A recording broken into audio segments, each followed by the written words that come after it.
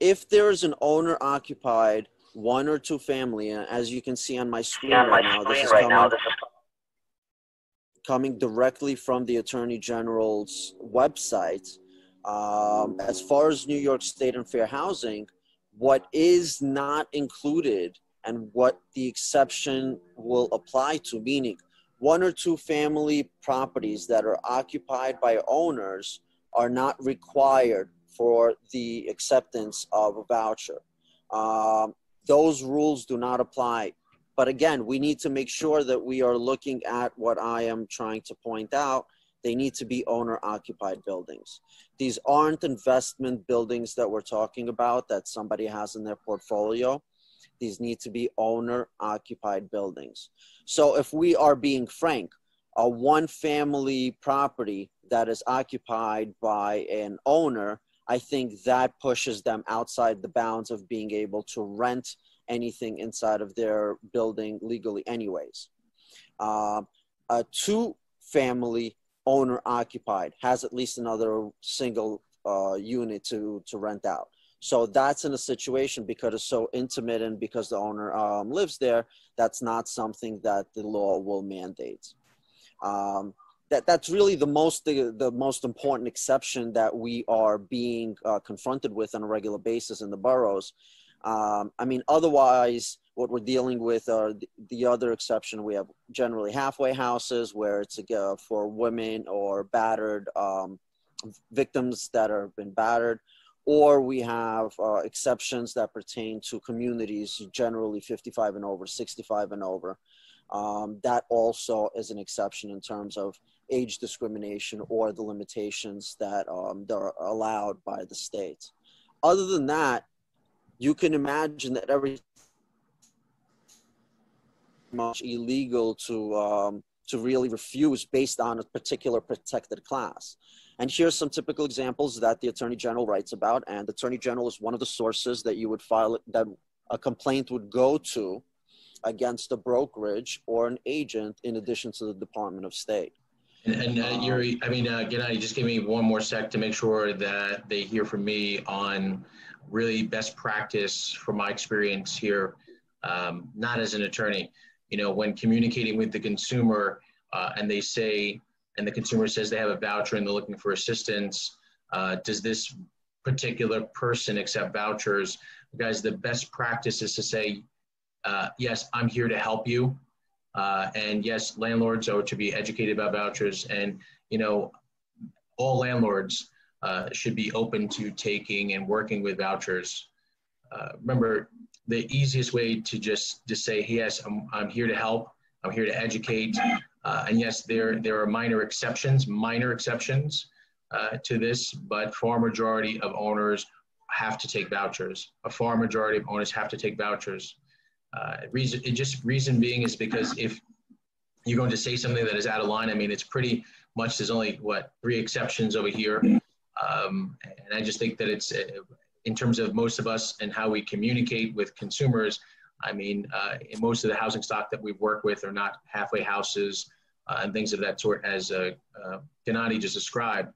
So, but if there is a two-family owner-occupied place, but let's say it's not a specific building that you're particularly working on, best practice is to say, yes, we're here to help, we're here to educate, and truth be told, you are, guys, you are public servants, you're licensed by the Department of State. So best practice is don't go out there and look at these exceptions, go out and help. And that's really just what and Gennady, I'm sorry to interrupt, but I just want to make sure that agents understand that you're not here to look for the exception, you're here to help. If there's an owner that this applies to, then yeah, then that particular owner, again, according to Gennady and this over here, yes, they might be the exception. But as agents, best practice is to say, hey, help. If you're doing rentals, you're doing rentals. You help everybody. You give everybody equal treatment. Go ahead. Thanks, Mike. And I'm still going to leave it highlighted here where I put in owner occupied.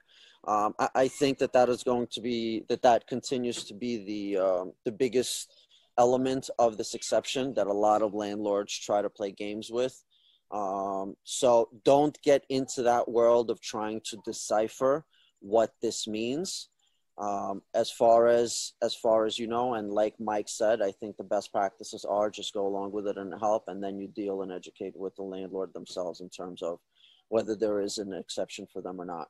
But I would always side on with caution when coming to or letting a tenant know that there isn't some sort of exception to the particular unit that they're looking at. I would say just go for it, like Mike said, with trying to help them, and then speak to the landlord directly. Um, the most typical types of discrimination and legal actions that generally are seen are literally written right here. What I see a lot these days has to do with social media. And I don't think a lot of agents recognize that whatever it is that they're posting, even if it's for a friend and if they're licensed, they're still on the hook based on these types of guidelines. So I think to kind of summarize what I'm seeing as the biggest element right now is social media because of the restrictions due to COVID. I think a lot of the investigators are using social media to make these calls and to make these secret shopping experiences brutal for all of us. But just make sure that we are not speaking to anyone or posting anything in any public platform, anything having to do with particular types of tenants or buyers that we are focusing in on.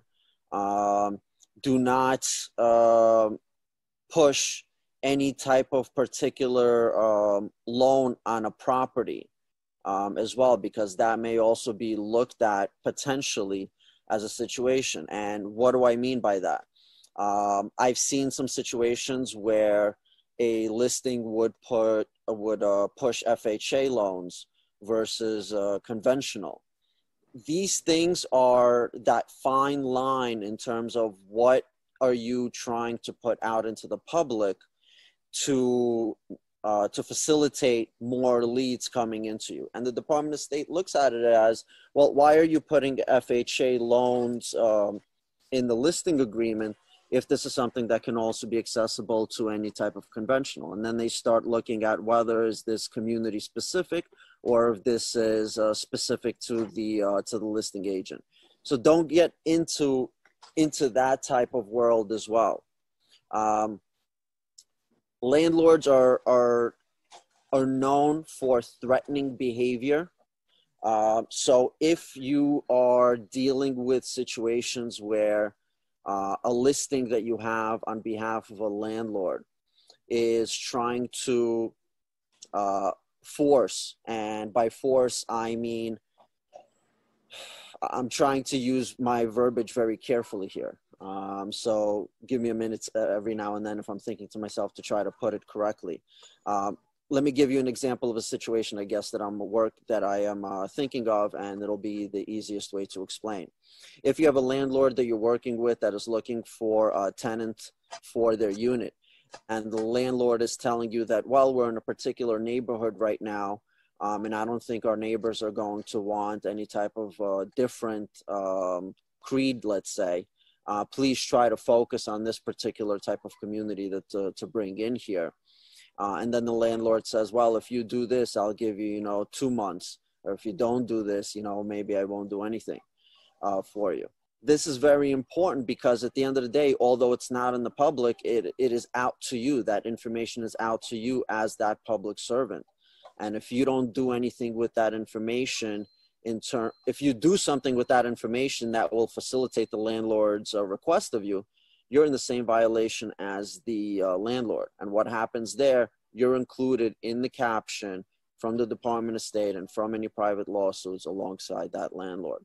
So that's very important. Just because it's not being said by you to in the public, if the landlord says something like that to you, use that opportunity to educate right then and there, so to establish that form of abidance with the current rules and regulations.